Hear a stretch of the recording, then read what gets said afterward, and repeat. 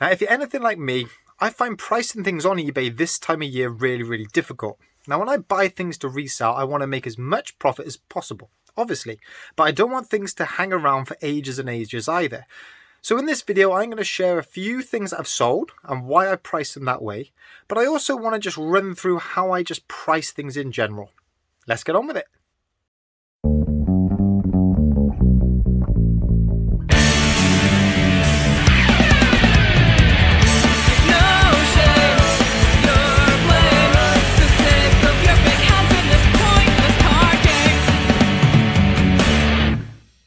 Hey guys, Ian, the Master of Pieces here.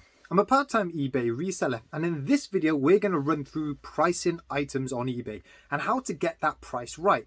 Now, if you're anything like me, whenever I come to price things, if things sell within a day or two, I often feel like I've priced it too low. But then I've got stuff on the shelves around here that has been here for at least 18 months. Now that implies to me that I probably priced that too high. So how do you get those prices right? Now, before anyone says go on eBay, check sold listings, and then you can see what things sell for, hey look, it's not as easy as that. I think sold listings is a good tool, but hey look, at the minute we've just come off the back of Christmas, so sold listings for the past 2-3 months have been elevated because it was Christmas time. People are paying what, 20, 30, 40% over perhaps what things are worth. So is it really that safe to go off of sold listings? Hey, we'll run through all of that later. But first up, let me run you through some of the bits that I've sold over the past couple of days and how I got to the prices on those. Won't take too long because there hasn't been much that sold. So today I've got 6 sales to show you. But before we go into what they all sold for, everything I sell on my shop is buy it now with best offers.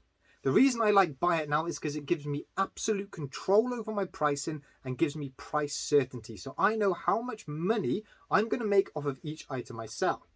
Now, I am lucky. I have got the garage here with a lot of storage space. So if things don't sell straight away, it doesn't really matter.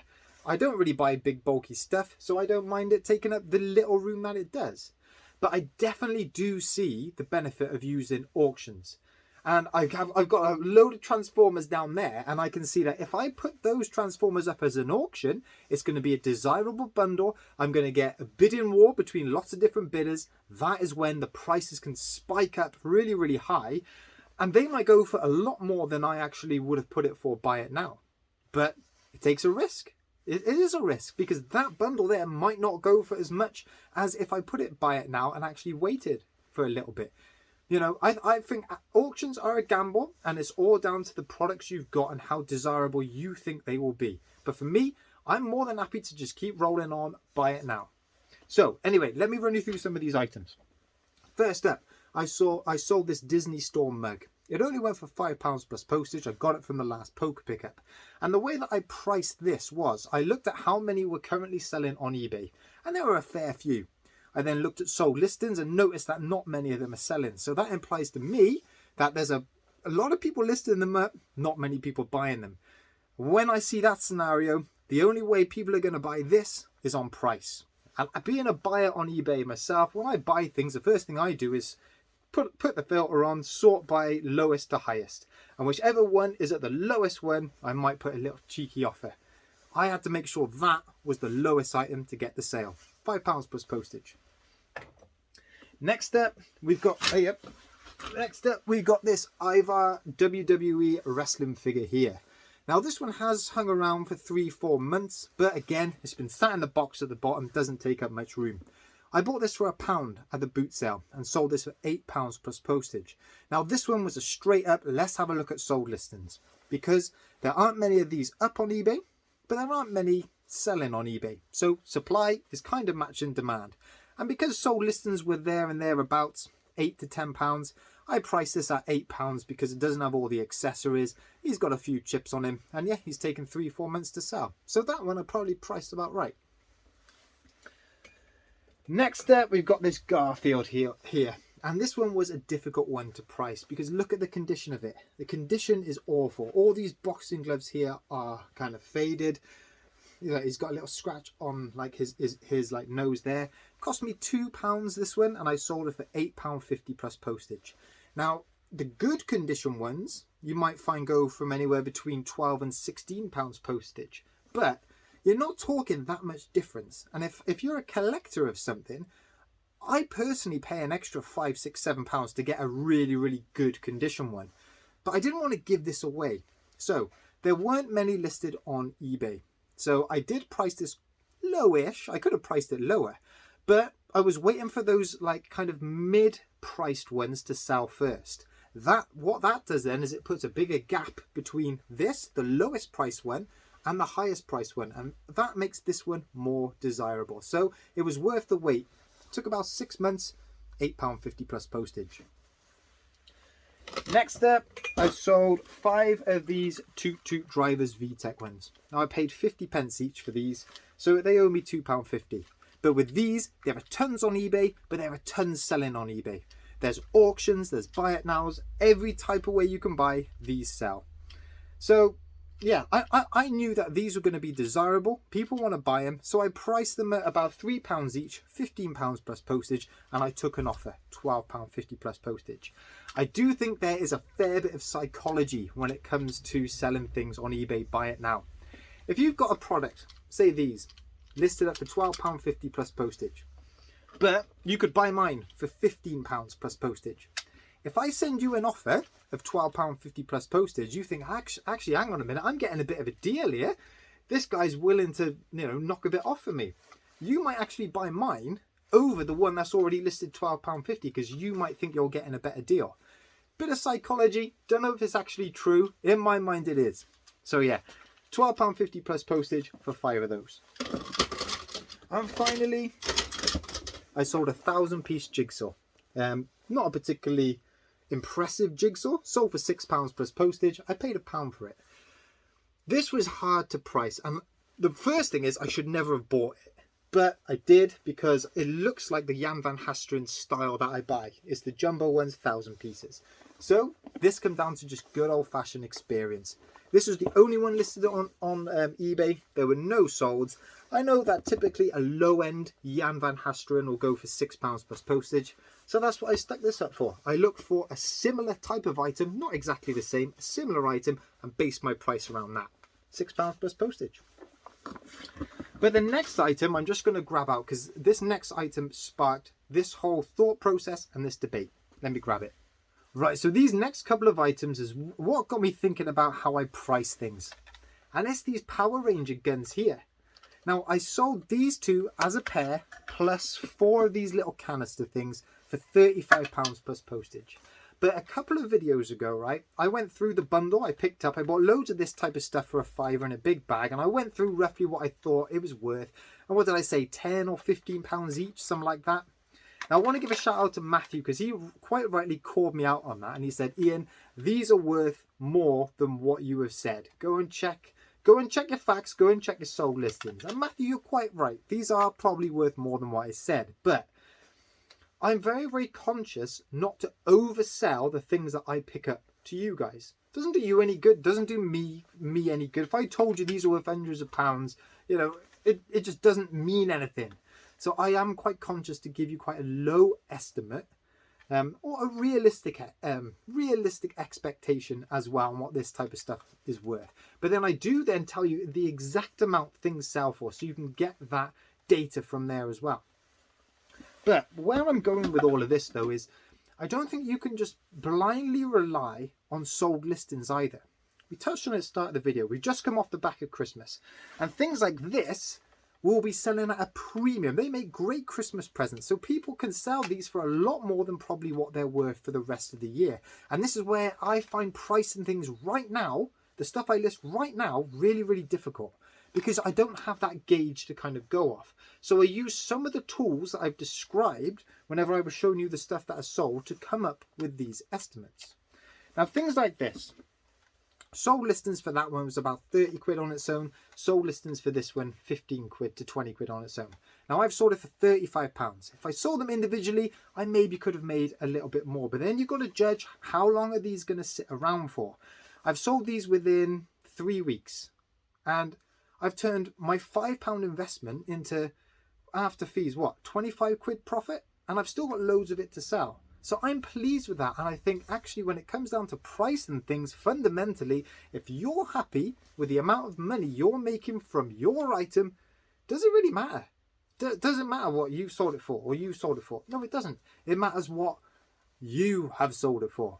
So yeah, I'm pleased with how much I kind of got for these. Yes, I could have squeezed another £5. I could have squeezed another £10. But these might be sat in that box up there for another 6 months.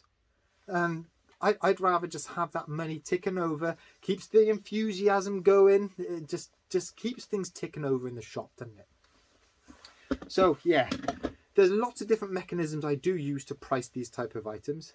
These two have been really difficult. Let me go and grab them.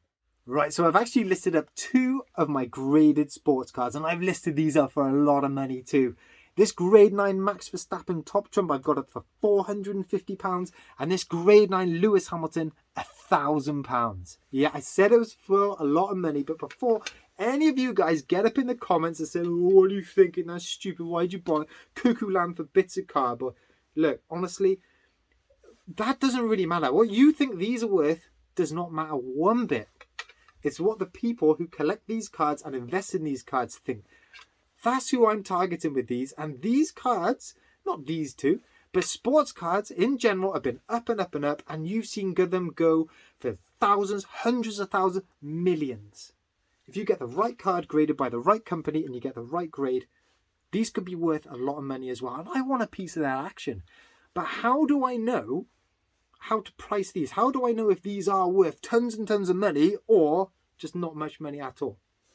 Look, the way I got to £1,000 for this was that card individually you can buy raw, ungraded for about £120.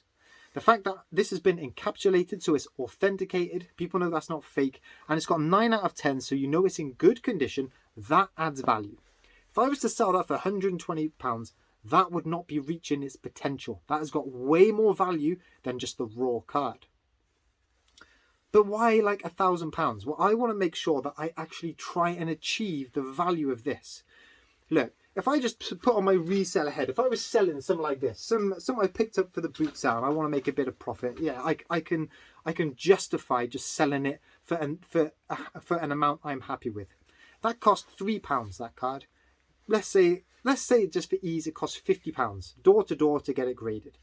I could stick that up for £200 and it would probably sell pretty quick. Now, actually, if that was just a normal eBay sale for just some of this stuff, I've made what, 120, 130 quid after fees. I mean, that's good, right? It's good.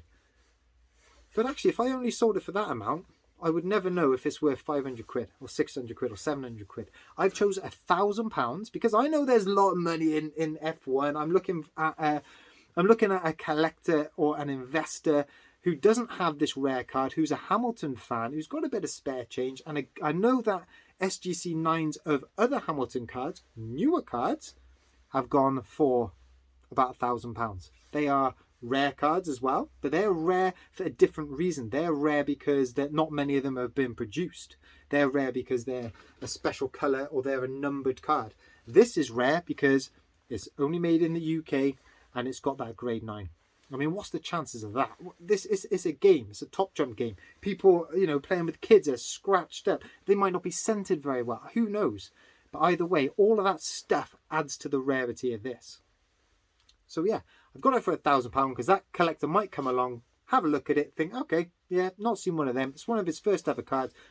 Let's just throw an offer of 500 quid out there. And for some collectors of this type of stuff, 500 quid is nothing, is it? Really, if you're a diehard collector and you're used to spending thousands of pounds on cards, what's 500 quid to someone? I mean, perhaps nothing. So, hey, look, if I'm not expecting this to go for that £1,000, but if that sparks a conversation or a few offers coming in, then at least I know it is going to sell for about the right amount. If I price it too low straight from the start and sold it for 200 quid, I'd be kicking myself. This next one I think was actually a little bit easier to price, and that is because there is another one up on eBay. There's a 9.5, and that 9.5 is currently listed for £500 with 20 watches, and I am one of those watches. Now I'm taking that £500 card, the 9.5, as a benchmark, and I put this down at £450.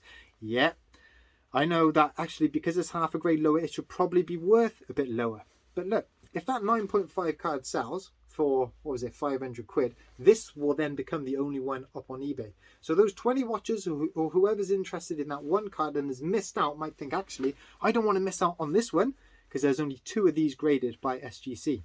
So they might end up paying me a bit more than probably what it's worth because they don't want to miss out on it. That's what I'm chancing on. And hey, look, also I might get a decent offer in. If that one's selling for for £500 and someone's only got £300 to spend and they make an offer £300, it gets rejected by the guy selling the 9.5, but then they offer me £300 for this, I'm likely gonna accept. Again, it cost me £1. Say it cost me 50 quid all in all. If I can turn that into £300 for that card, then yeah. There's another card on here which is setting the price, and that's what makes that one different to this one, because there are no other graded cards to base my price on. Either way, it's been really fun to kind of just go through that whole thought process, and I'm excited to see what these might sell for. Who knows? I might end up giving them away. I don't know. But guys, anyway, I really hope you did enjoy this video. I hope I've shared enough of how I go about pricing stuff to just give you a few ideas and maybe think about how you price stuff. It would be interesting if you could get into the comments and just share a few thoughts about how you actually do go about pricing stuff, particularly really rare one-off things that you think might be worth a bit of money. How do you come up with that price to sell them for? Because I've been a sucker for that, like previously. I've had some decent stuff and I've been afraid to put it up on eBay because I'm afraid I'm not going to get the full value for it because I don't know what the full value is. Anyway, any stories like that, leave them in the comments. Hit that like, hit that subscribe, and I'll catch up with you in the next one. See you guys. Bye bye.